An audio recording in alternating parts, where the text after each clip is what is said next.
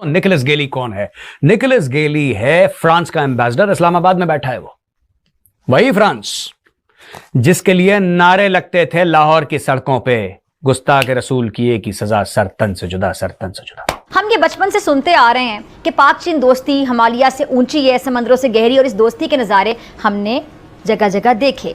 और सी पैक जैसा अजीमुशान मंसूबा इस लाजवाल दोस्ती की गवाही एक से बढ़कर एक है। सच ये भी है कि पाक चीन दोस्ती हमारे दुश्मन को एक आंख नहीं भाती, और वो हमेशा मौके की तलाश में रहते कि किसी तरह से दोस्त को दोस्त से बदजन किया जा सके। मलाई कहानियों से भरे हुए अखबार के सफ़ात थे।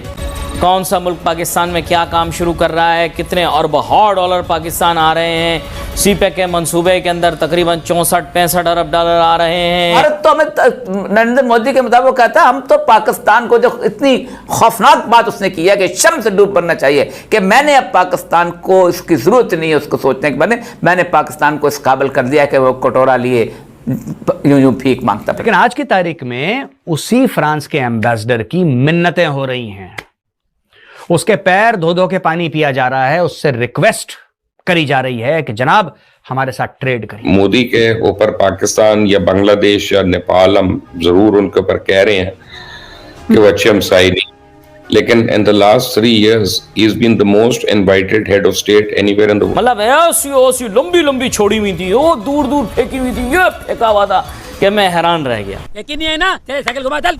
इन्होंने यही काम करने हैं, इन्होंने कभी पोलियो के लिए, कभी इसके लिए, कभी उसके लिए, ये बेचारापन अपना बेचेंगे, फ्रांस वो बेचारापन खरीदेगा, फ्रांस की जेब काटी जाएगी। दोस्तों इंकी पिंकी पाऊंगी, इंकी पिंकी पाऊंगी, हमारे चाइना वाले ही भाई मिले हमें, और हमें मिला कोई नहीं है, और वो भी मिले तो किया भी उन्होंने कुछ भी नहीं। एक तरफ क्या हो रहा होगा कि टेस्ला में लोग फिर रहे होंगे, और दूसरी तरफ जो है वो रिक्शे भी नहीं चल रहे होंगे। पाकिस्तान के मौशी मिसाइल और गुर्बत से मुतालिक आलमी बैंक की एक रिपोर्ट सामने आई है इस हफ्ते, और बहुत ही ज्यादा होशरुबा इसमें इंकशाफात का ग्रुप आ रहा है, फलां मलेशिया का ग्रुप आ रहा है, फलां सिंगापुर का ग्रुप आ रहा है। मतलब ऐसी लंबी लंबी छोड़ी हुई थी, वो दूर दूर फेंकी हुई थी, ये फेंका हुआ था कि मैं हैरान रह गया।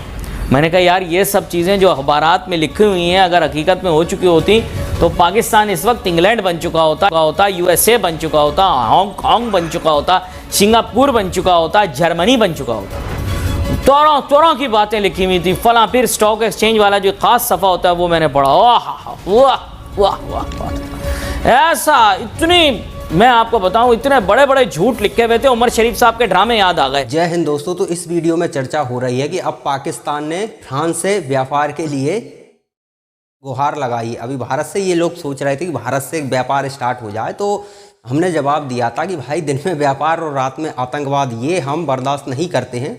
उस समय गया भारत का कि भारत मार भी खा रहा है और फ़ायदा भी पहुंचा रहा है। आज का भारत इस तरह के काम नहीं करता।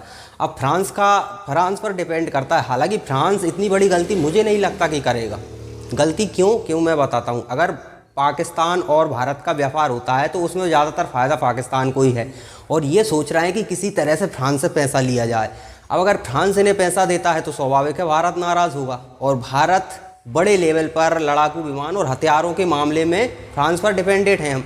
काफ़ी सारी मतलब कुछ टेक्नोलॉजी हमारे साथ फ्रांस शेयर भी कर रहा है, तो टेक्नोलॉजी ऐसा नहीं है कि हम नहीं बना सकते, हम टेक्नोलॉजी बना सकते हैं, लेकिन हो सकता है 5 साल लग जाएं, 10 साल लग जाएं। लेकिन जिसने टेक्नोलॉजी बना ली है तो उससे टेक्नोलॉजी खरीद लेने में फ़ायदा होता है जब आपके पास पैसा हो। तो फ्रांस काफ़ी कह सकते हैं कि फ्रांस की नस हमारे पास है। अगर फ्रांस ने पाकिस्तान को फ़ायदा पहुँचाया तो ये फ्रांस के लिए अच्छा नहीं होगा, क्योंकि पाकिस्तान का मजबूत होना यानी भारत के लिए खतरा, क्योंकि इनके पास जब भी पैसा आता है तो ये एक ही काम करते हैं, टेररिज्म। उसके अलावा इन्होंने कुछ सीखा ही नहीं है। तो फ्रांस, हालांकि ये वही फ्रांस है जिसके एम्बेसी के सामने ये लोग विरोध करते थे। फ्रांस में एक बार दंगे हुए थे, कुछ मतलब लफड़ा हुआ था, आपको याद होगा। तो उसके बाद पाकिस्तान में उसका विरोध हो रहा था, एम्बेसी निकालो यहाँ की। हालांकि एम्बेसी थी नहीं उनकी फ्रांस की पाकिस्तान में, लेकिन किस तरह से ये लाहौर की सड़कों पर क्या क्या नहीं कर रहे थे फ्रांस के साथ। फ्रांस का बायकॉट करने की बात कर रहे थे, आज उसी फ्रांस से डॉलरों की भीख मांग रहे हैं। अब हालांकि फ्रांस मुझे नहीं लगता कि ऐसी गलती करेगा, क्योंकि भारत को नाराज़ करने की कंडीशन में अमेरिका नहीं है, तो स्वाभाविक है फ्रांस क्या ही नाराज़ करेगा, क्योंकि फ्रांस के पास फिर ज़्यादा विकल्प नहीं रह जाते।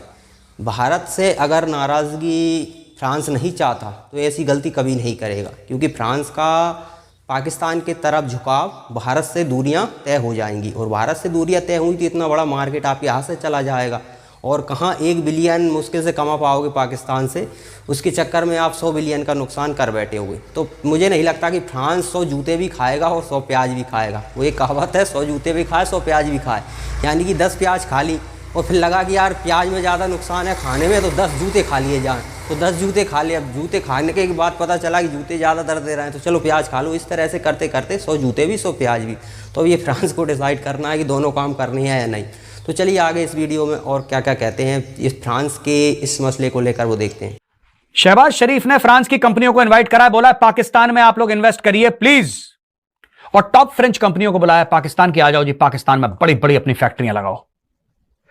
इसमें फॉरेन मिनिस्टर इशाक डर और तारिक फतेमी ये लोग आए हैं और इन लोगों ने प्रचार करा है पाकिस्तान का फ्रांस के सामने, और यह बोला है, हवाला दिया है कि साहब जो लेटर भेजा था फ्रांस के प्राइम मिनिस्टर गैब्रियल एटल ने, जो मुबारकबाद। अब यही चीज है कि पाकिस्तानियों को आपने उंगली पकड़ाई, उन्होंने हाथ पकड़ लिया। अब देखो यार, ये नॉर्मल सी, जब भी कोई इलेक्ट होता है ना, या पाकिस्तान के केस में सेलेक्ट मान लो, जब इलेक्ट या सेलेक्ट होता है कोई भी पाकिस्तान का प्रधानमंत्री किसी भी देश का हो, तो वहां पे बाकी देश कांग्रेचुलेशंस भेजते हैं, चिट्ठियां भेजते हैं, ट्वीट करते हैं, कुछ ना कुछ करते हैं, विच इज लाइक कि नॉर्मल।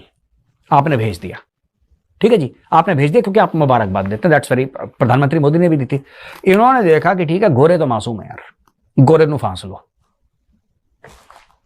गोरे नू फांस लो, तो उन्होंने गोरे को फांस लिया। अब उसने बेचारे ने चिट्ठी लिखी, फ्रांस के प्राइम मिनिस्टर ने गलती कर दी, नहीं लिखनी चाहिए थी इन लोगों को चिट्ठी, उसने लिख दी चिट्ठी, इन्होंने पकड़ लिया उनको। उन्होंने बोला कि देखो आपने तो चिट्ठी लिखी है, आपने कॉन्ग्रेचुलेशंस लिखा है, देखो आपने मुबारकबाद दी है, अब आ जाओ अंदर। तो दोस्तों फ्रांस को इन्होंने बड़ा प्रेशराइज करा, सर तन से जुदा मार देंगे, ये कर दो, ये कर दो, उनका एम्बेसडर निकाल दो। बोला साहब एम्बेसडर तो है नहीं वहां पे, तो उन्होंने बोला नहीं कोई बात नहीं, अब नहीं है, फिर अपॉइंट करके दोबारा नहीं। पता नहीं क्या क्या ड्रामा नहीं हुआ पाकिस्तान में, लेकिन फिर बात हुई, इन्होंने फ्रांस से बोला कि भाई हम तुम्हें मार देंगे, इनके साथ डिप्लोमेटिक संबंध हम खत्म कर देंगे, ये कर देंगे, पूरी धमकियां धमकियां चल रही हैं। और सियासतदान से लेकर नीचे लेवल का, जो रेड़ी पे पाकिस्तान रेड़ी चलाता है ना, ड्राइवर टैक्सी का, सब धमकियां दे रहे हैं फ्रांस को। फिर अचानक फ्रांस ने बोला अच्छा ये पाकिस्तान है ना, कहा हाँ साहब पाकिस्तान है, कहा डोंट वरी यार, ये तो बड़े आसानी से सेटल हो जाएगा मामला। फ्रांस ने $300 मिलियन का चेक दिया, पाकिस्तान में बाड़ा रखी थी, $300 मिलियन का चेक दिया, पाकिस्तानियों के जेब में डाला। पाकिस्तानियों ने क्या बोला कि साहब सरतन से जुदा, क्या मजाक कर रहे हैं आप, क्या बच्चों वाली बात कर रहे हैं, हम तो आपका माथा चूमेंगे, आपका हाथ चूमेंगे, और अभी भी थोड़ा सा और पैसा दे दो हम तुम्हारे कदम भी चूमेंगे। यह बात हो गई साहब। तो फ्रेंच को पता लग गया कि इनकी दुखती रग जो है वो क्या है, इनकी दुखती नस जो है वो क्या है, वो है डॉलर। उन्होंने पाकिस्तान को दिए पैसे, और ये पैसा बोल रहा है, फ्रांस का पैसा बोल रहा है, भाई साहब अभी इस वक्त जो ये पूरा मैटर चल रहा है ना, फ्रांस का पैसा बोल रहा है। और फ्रांस ने बोला ले लो पैसा, तुम, पैसा हमारे पास है, ठीक है हमारे पास पैसा है, तुम बताओ कितना चाहिए। क्या फ्रांस इन्वेस्ट करेगा? बिल्कुल नहीं। कोई बेवकूफ ही मुल्क होगा या चाइना होगा। दो किस्म के मुल्क पाकिस्तान में इन्वेस्ट करते हैं, या तो गधा या बहुत शातिर। चाइना है शातिर की कैटेगरी में। तो दोस्तों अब पाकिस्तान को ज़रूरत है व्यापार की। क्यों ज़रूरत है? क्योंकि इनकी हालत बहुत ख़राब है। ये चाहते थे कि भारत के साथ व्यापार हो, लेकिन भारत ने साइड कर दिया। आपने वो डॉक्टर एस जयशंकर का देखा होगा, जब उनसे पूछा गया तो वो मुस्कुरा गए थे।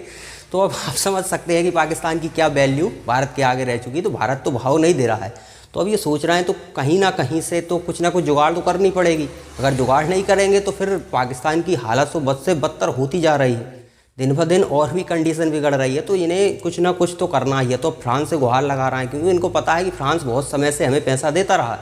पहले फ्रांस से भी काफ़ी पैसा लूटा है इन लोगों ने, लेकिन अब क्या है कि ये भारत के कारण नहीं दे सकते। स्वाभाविक है। सी एग्जाम्पल मैं आपको बताता हूँ। अमेरिका का दुश्मन है ईरान। अब आप ईरान के साथ व्यापार करते हैं, ईरान को फ़ायदा पहुंचाते हैं, तो ये सीधा सीधा अमेरिका का नुकसान करने वाली बात है। तो अमेरिका आपसे फिर स्वाभाविक है संबंध तोड़ेगा ही तोड़ेगा। हालांकि भारत की कंडीशन में ऐसा नहीं है, भारत हर किसी से अपने संबंध अच्छे रखते हैं। मैं सिर्फ एक एग्जांपल दे रहा हूँ।